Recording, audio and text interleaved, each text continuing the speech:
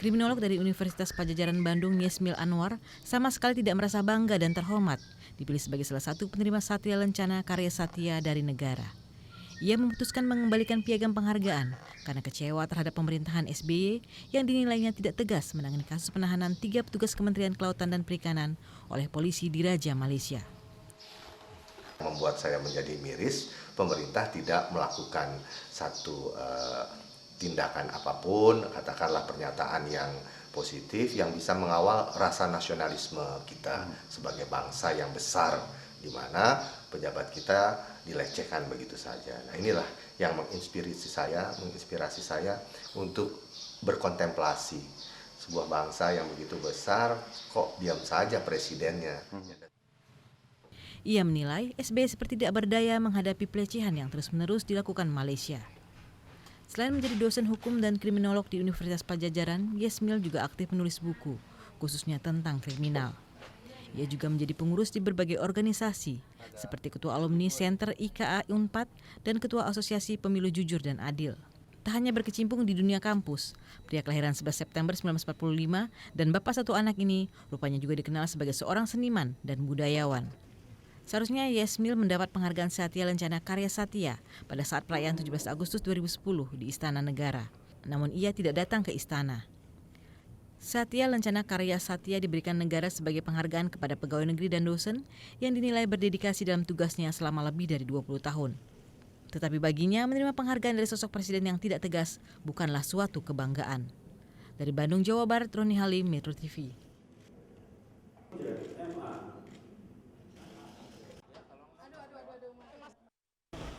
Koruptor boleh saja dicaci dan dikutuk publik seantero negeri. Namun justru merekalah yang paling menikmati kemerdekaan di negeri ini. Karena HUT kemerdekaan telah menjadi hari pembebasan koruptor yang terbingkai dalam kata indah bernama remisi. Bagaimana tidak? Karena HUT kemerdekaan, besan Presiden SBY Aulia Pohan yang menjadi narapidana korupsi penyelewengan dana Yayasan Pengembangan Perbankan Indonesia kini bisa menghirup udara bebas bersama 3 rekannya Maman Sumantri, Bun-Bunan Hutapea, dan Aslim Tajudin. Demikian pula narapidana korupsi proyek alih fungsi hutan Tanjung Api-Api Al-Amin Nasution, terpidana kasus suap jaksa Artalita Suryani, dan narapidana korupsi proyek pengadaan mobil pemadam kebakaran Jawa Barat Dani Setiawan kian mendekati gerbang kemerdekaan karena remisi. Bahkan, koruptor dana APBD Kutai Kartanegara Kalimantan Timur, Saukani, mendapat pengampunan khusus atau grasi dari Presiden SBY karena alasan kemanusiaan, tanpa pernah peduli dengan ribuan rakyat yang sengsara akibat tindakan sang koruptor. Menteri Hukum dan HAM mengklaim remisi adalah hak narapidana, termasuk narapidana korupsi. Namun Menkumham lupa bahwa publik negeri ini telah menganggap korupsi sebagai kejahatan luar biasa atau extraordinary crime, seperti halnya terorisme. Atas dasar itu pula lah, lembaga superbody dibentuk dan diberi mandat sebagai panglima pemburu para koruptor.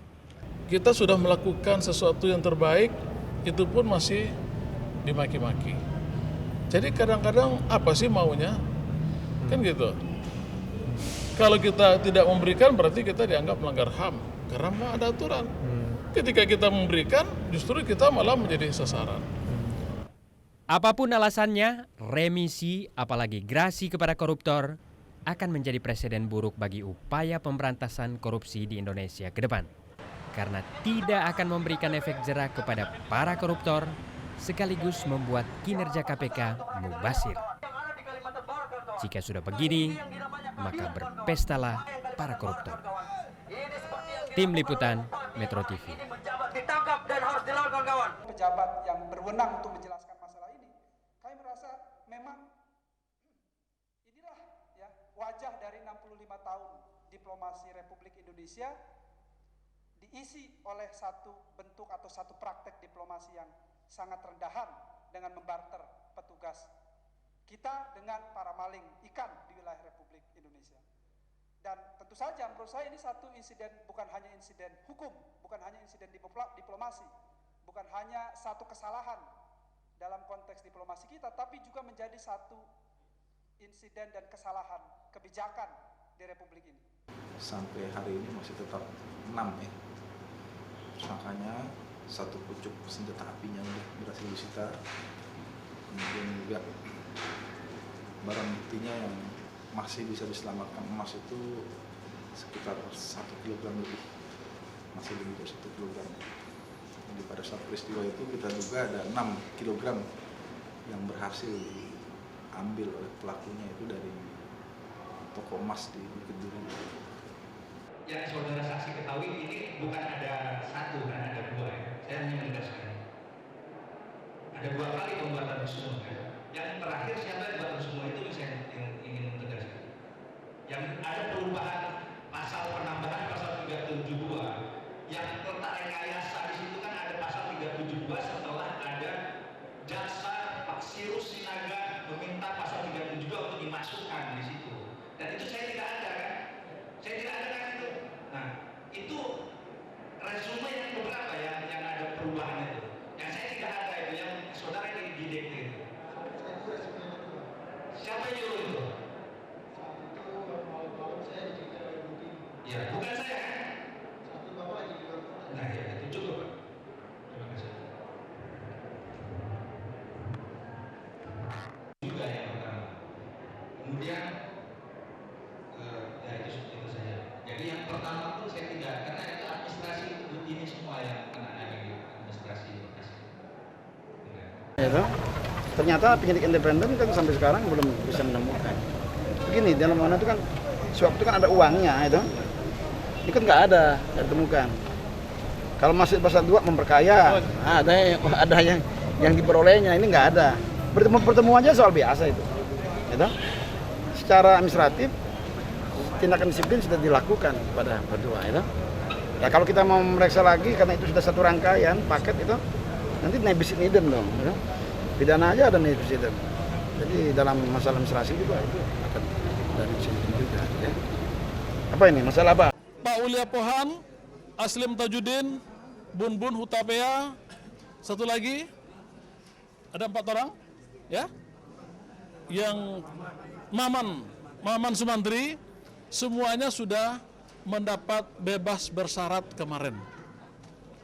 Pas kemarin itu dapat bebas bersyarat, karena memang sudah waktunya, penuh dengan perhitungan yang sudah dilakukan oleh Dirjen Pemasyarakatan, yang terlebih dahulu melakukan penelitian dan melakukan kajian. Jadi 4-empatnya pun bebas bersyarat. Kalau begini, bebas bersyarat itu syaratnya juga, kalau ada itu kewajiban kepada negara, dia wajib membayar kewajiban itu. Kalau tidak ada kewajiban, ya nggak apa-apa. Dan memberikan pertimbangan hukum, saya punya tanggung jawab sepenuhnya terhadap bagaimana menyelamatkan kemanusiaan, ya, penegakan hukum tetapi dilandasi oleh faktor kemanusiaan. Saya melihat dulu langsung ke sini bersama Dirjen Pemasyarakatan, wajar apa enggak Presiden nanti memberikan gerasi, karena nanti orang pasti kaget kok koruptor diberikan gerasi.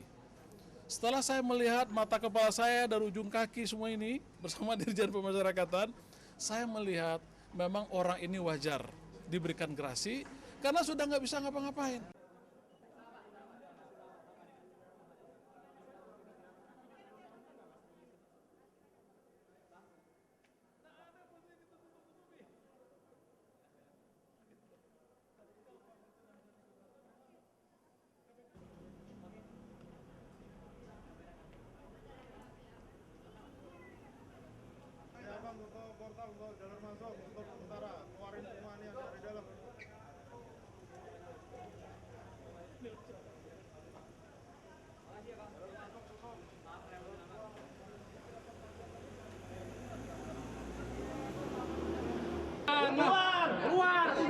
Suruh keluar, masuk ke semua.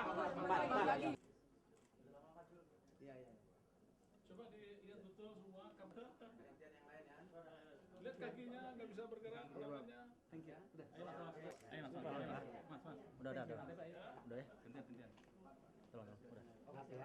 Serta 3 jaksa yang bertugas di Pengadilan Negeri Tangerang saat kasus mafia pajak itu terjadi.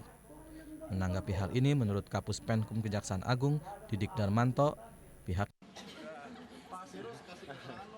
Sekitar pukul 8 pagi, mantan Ketua Jaksa peneliti dalam kasus Gayus Tambunan, Sirus Sinaga, datang ke Mabes Polri. Sirus enggan berkomentar dan memilih menyalami sejumlah wartawan saat ditanya seputar pemeriksaan terhadap dirinya hari ini. Sementara itu, tak berbeda halnya dengan Poltak Manulang yang kali ini hadir bersama tim kuasa hukumnya, antara lain Tumbur Simanjuntak. Berdasarkan keterangan tim kuasa hukum Poltak, kedua jaksa yakni Sirus dan Poltak diperiksa terkait perkara Gayus Tambunan. Poltak membantah telah menerima uang dari Gayus Tambunan dan menyatakan tidak mengenal Gayus. Status jaksa Sirus Sinaga dan Poltak Manulang hingga kini belum ditahan, berbeda dengan kolega mereka di kepolisian.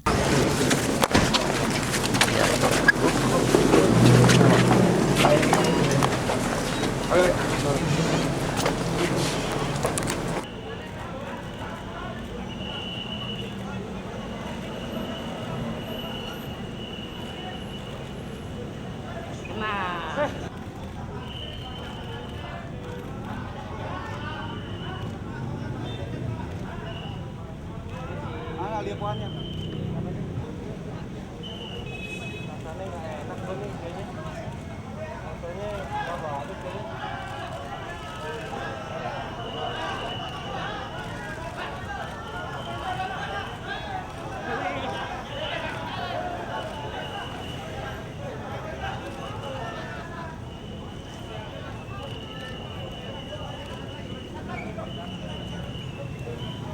Buka. Depan sini aja. Buka. Orang susah mesti digabung terus gimana?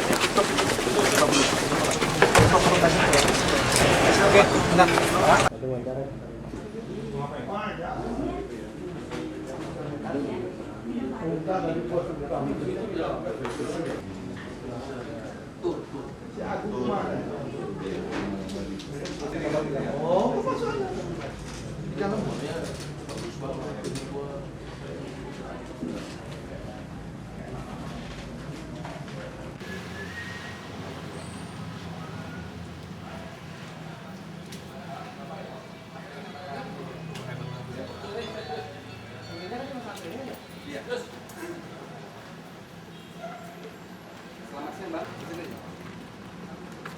Ayo sehat bang.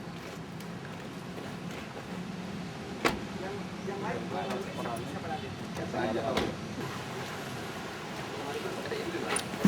Mana itu nanti? Ya.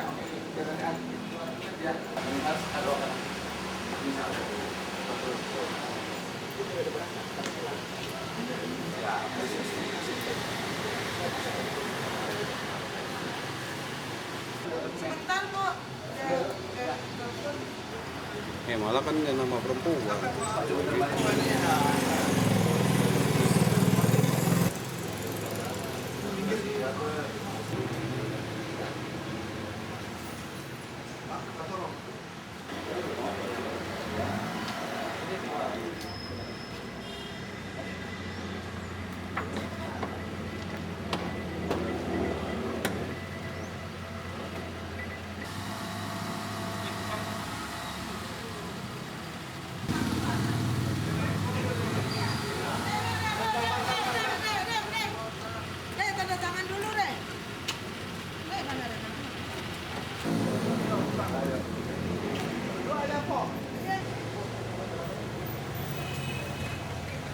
Ayo malam.